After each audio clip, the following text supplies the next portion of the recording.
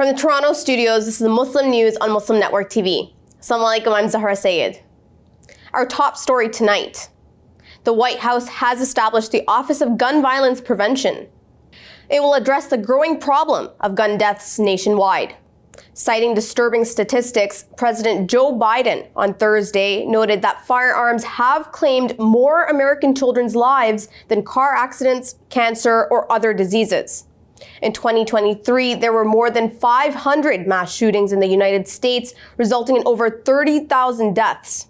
The office is in an effort to accelerate the implementation of the bipartisan Safer Communities Act, which was previously passed by Congress. Its responsibilities include increasing support for those affected by gun violence, identifying new measures to combat gun violence, and expanding alliances with states and cities to pass local gun safety legislation. Biden reiterated his commitment to banning assault weapons and high-capacity magazines.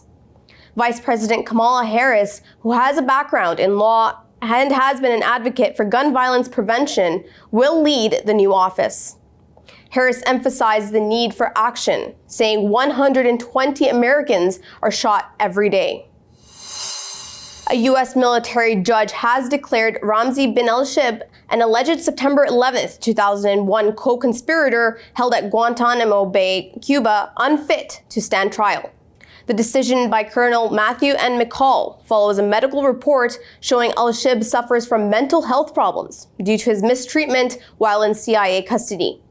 Under the Military Commissions Act of 2009, a defendant is considered incompetent to stand trial if he or she is unable to understand court proceedings or actively participate in their defense due to a mental condition. McCall ruled al-Shibh most likely meets this criteria. Earlier this year, the military justice system ordered a formal mental health status examination of al-Shibh, which led to a court hearing to determine his fitness to stand trial. Al-Shibh has faced numerous charges since 2011, including conspiracy, assault on civilians, and terrorism.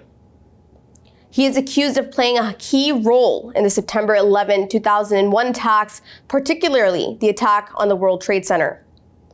A UN report released earlier this year accused the CIA of violating the human rights of detainees of the Guantanamo Bay. The report highlighted the use of severe interrogation methods, such as waterboarding, physical beatings, and extreme confinement. Drug abuse is becoming a major problem amongst Muslim teenagers in the United States. A 2018 study found 30% use cannabis. At least 20% of those surveyed use other forms of self-harm. Rahila Sheikh is Director of Professional Development at the Texas chapter of the nonprofit American Muslim Health Professionals. She's made it her mission to raise awareness about the problem. Sheikh recently spoke to parents at a North Texas Muslim school about how easily their teenagers can get their hands on Delta-8, THC products, and other illicit drugs. She recommends having an open and honest dialogue with kids without judging them to ensure they seek help in times of need. Hundreds of Israeli settlers on Sunday forced their way into the Al-Aqsa mosque complex in occupied East Jerusalem to celebrate the Yom Kippur holiday. The Jordan-run Islamic Waqf Department said more than 300 settlers raided the site under police protection. Witnesses say Israeli police have installed security barriers in Jerusalem's Old City and prevented Palestinians from reaching the mosque. Yom Kippur is considered the holiest day in the Jewish calendar. It is traditionally observed with a day-long fast and special services at synagogues. Israeli settler groups have called on supporters to converge on the Al-Aqsa complex to mark Yom Kippur. On Friday, Israel sealed off the Palestinian territories for the Yom Kippur holiday, which began Saturday midnight and will end on Tuesday. Approximately 180 employees of the Malmo City Council in southern Sweden were served pork instead of vegetarian dishes at lunch in a restaurant.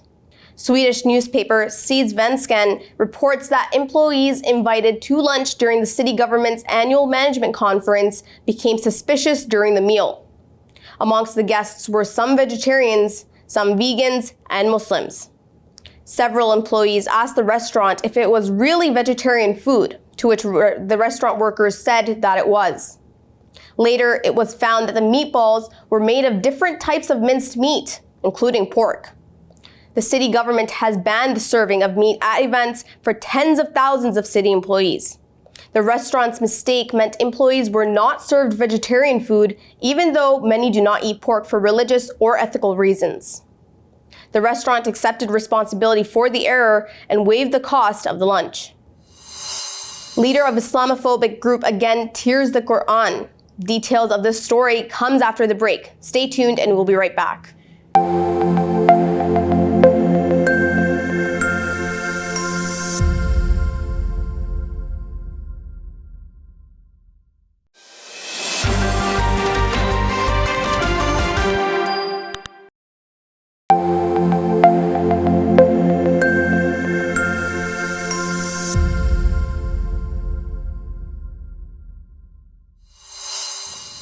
Welcome back. A local leader of the Islamophobic group Pegida once again tore a copy of the Quran in front of the Turkish embassy in the Netherlands on Saturday. Edwin Wagensveld also tore more copies of the Muslim holy book outside the embassies of Pakistan, Indonesia, and Denmark in The Hague. During the incident at the Turkish embassy, he also stepped on the pages of the Quran. Islamophobic figures and groups in Northern Europe in recent months have repeatedly carried out Quran burnings and similar attempts to desecrate the Muslim holy book. Such acts have drawn outrage from Muslim countries and the world. A Muslim student who was turned away from school in France for wearing a kimono has filed a complaint with the United Nations. The kimono is a traditional Japanese full-length robe. The girl from the French city of Lyon accused authorities of discriminating against her because of her religious affiliation. The 15-year-old has sent a complaint to the UN's Special Rapporteur on contemporary forms of racism, racial discrimination, xenophobia, and related intolerance. Her complaint was forwarded to the United Nations through her lawyer, Nabil Bodi. She says she was sent home on September 5th for wearing a kimono. The student also criticized the ban on abaya introduced by French Education Minister Gabriel Attal earlier this month. The abaya, like the kimono, is a long, loose robe worn by some Muslim women. She says the French government had not taken the necessary steps to prevent any kind of discrimination against women. Earlier this month, the Council of State upheld the government's abaya ban, declaring it lawful. Pakistan's caretaker Prime Minister Anwar ul-Haq has called for the formation of an alliance against India's rough behavior. His statement came after Canada's accusations that India was involved in the murder of one of its own citizens. Gawker told a news conference on Friday in New York that his country is a victim of state-sponsored terrorism and has presented evidence of the Indian state's role in various global forums. He says the killing of a Canadian Sikh leader on Canadian soil has shaken the West and that India's alleged involvement raises serious questions. Gawker called for the formation of an alliance to check what he called India's gross behavior. Relations between Canada and India hit a low point last week. This was after Canadian Prime Minister Justin Trudeau alleged India was involved in the killing of Canadian Sikh leader Hardeep Singh Nijjar last June in the province of British Columbia. The Indian government denies the claim. India considered Nijjar a terrorist because he was a vocal supporter of a breakaway independent state of Khalistan in India's Punjab region. His supporters reject the terrorist designation. India has temporarily suspended its visa requirement in Canada. An Indian Foreign Ministry spokesperson said visa application processing has been halted due to security threats to Indian diplomats in Canada. Following the recent floods in Derna, Libya, children left orphaned will be taken under the care of the East Libya-based government. Osama Hamad is leader of the Eastern Administration, appointed by the House of Representatives and Benghazi.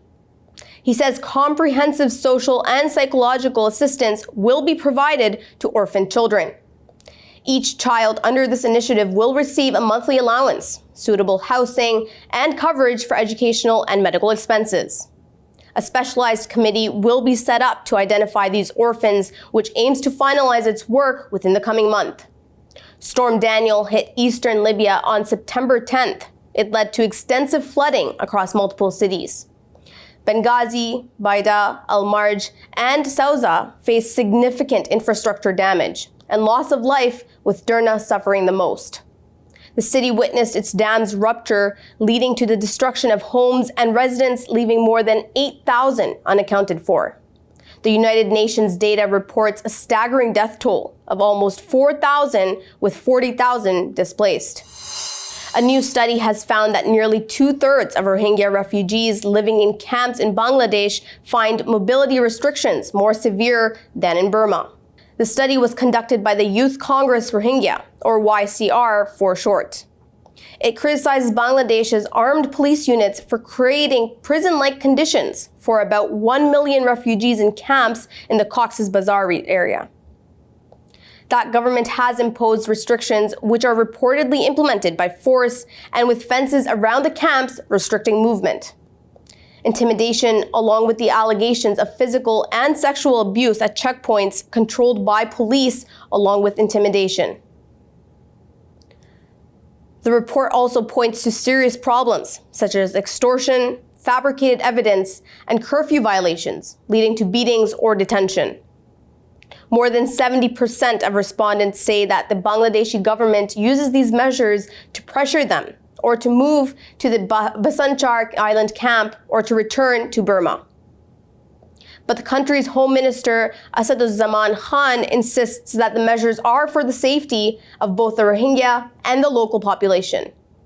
The study's recommendations include lifting restrictions on movement, investigating police abuses, and calling on the international community to prioritize Rohingya rights.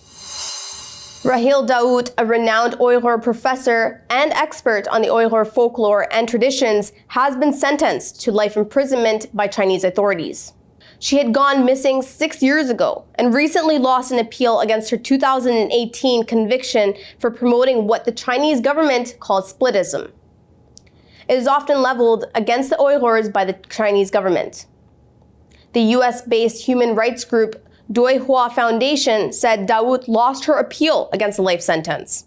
The news shocked her daughter, Akida Pulat, who has been campaigning for her mother's release and is concerned about the 57-year-old Daoud's health and welfare. The case underscores China's crackdown in East Turkestan, where more than 300 Uighur intellectuals and an estimated 1.5 to 3 million Uighurs are imprisoned. China calls the region Xinjiang. Many countries, including the United States, have accused China of committing genocide and human rights abuses against the Uighurs. Several international academic institutions where Daoud has taught or collaborated have joint calls for her release. Her condemnation is seen by many as a deliberate attempt by China to suppress the Uighur culture and intellect. That's all from our Toronto studios tonight. Thank you for tuning in. You can subscribe to our YouTube channel and hit the bell icon for the latest updates. For more content, keep watching Muslim Network TV or visit muslimnetwork.tv. Assalamu alaikum and good night.